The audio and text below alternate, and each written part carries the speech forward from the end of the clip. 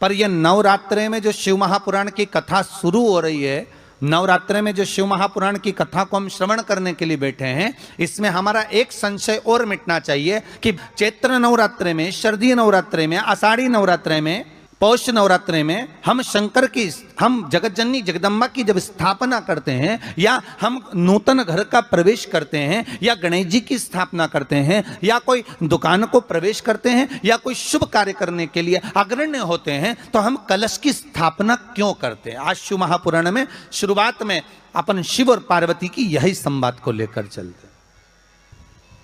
आखिर कलश में ऐसा क्या है?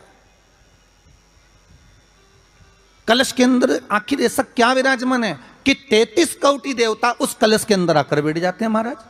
तो ध्यान देना महाराज, कलश का जो मुख होता है, उस मुख पर भगवान विष्णु का स्थान होता है। किसका स्थान है? भगवान विष्णु का।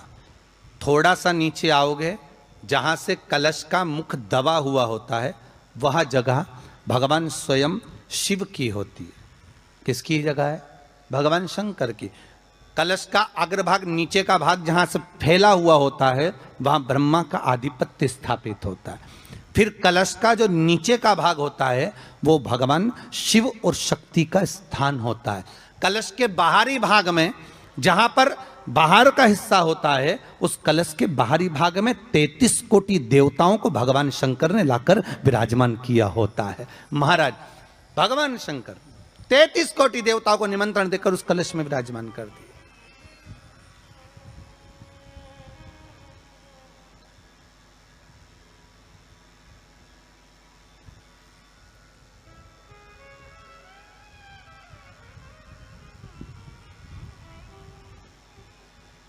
कितना सुंदर लिखा है देवी भागवत के अंदर कि जहां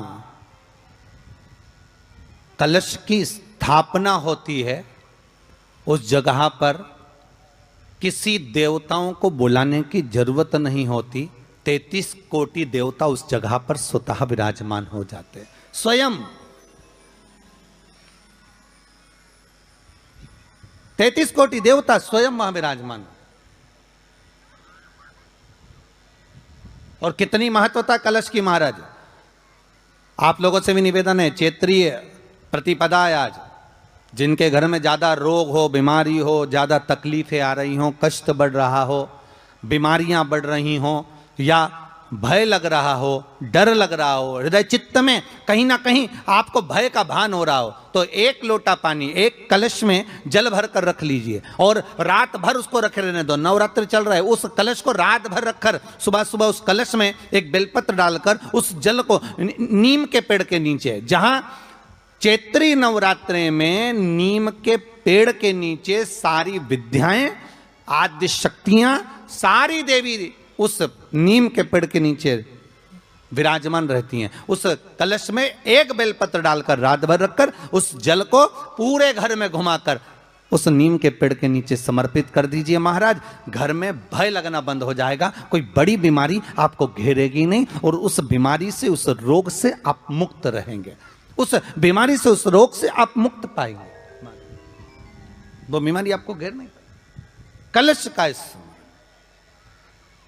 आप किसी दूसरे घर में जा रहे हो, आप अपना घर छोड़कर और दूसरे मकान में जा रहे हो, और आपको लगा कि मैं इस घर में अब 15-20 दिन नहीं आऊंगा, 1 महीना नहीं आऊंगा, तो शिव महापुराण की कथा कितना सुंदर कहती है कि अगर आप जा रहे हो और आपको ऐसा भय लगता है कि इस मकान में कोई दूसरी प्रवेश ना करे, कोई दूसरा जीव ना आ जाए, इस मकान में कोई अंतरात्मा ना आए, इस मकान पर कोई टोना ना करे, इस मकान में कोई टोटका ना करे, इस मकान में कोई जादू ना करे, तो उसके लिए शिव महापुराण की लिंग पुराण वर्णन करती है कि मात्र एक मट्टी का कलश, उस मट्टी के कलश में एक महाराज थोड़ा सा धान भरकर, उसमें एक सिक्का, 1 रुपया उसके अंदर डालकर और एक बेलपत्र उसके अंदर डालकर, उसको उसके एक दिए से या प्लेट से या नरियल से उसको रखकर एक स्थान में ईशान के अंतर्गत उसको रखकर चले जाइए। उस मकान में ना तो कोई भीतर प्रवेश कर सकता है, उस मकान में ना कोई टोना कर सकता है, उस मकान में ना कोई टोटका कर सकता है, उस मकान में ना किसी की नजर लगती है।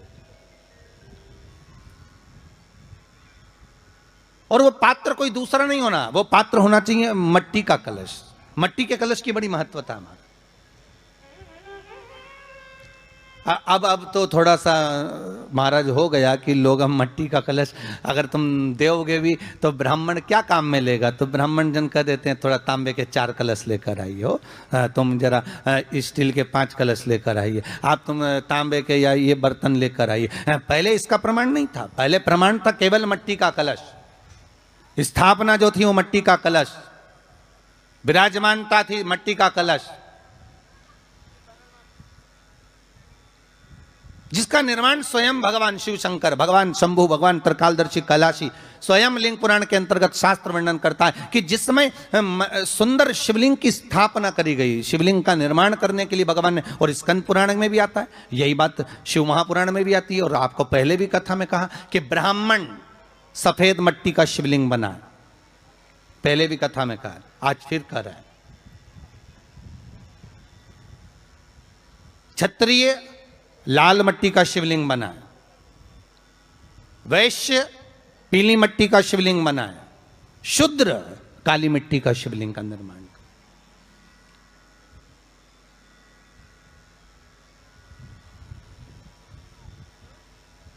काली मट्टी का शिवलिंग का निर्माण कर।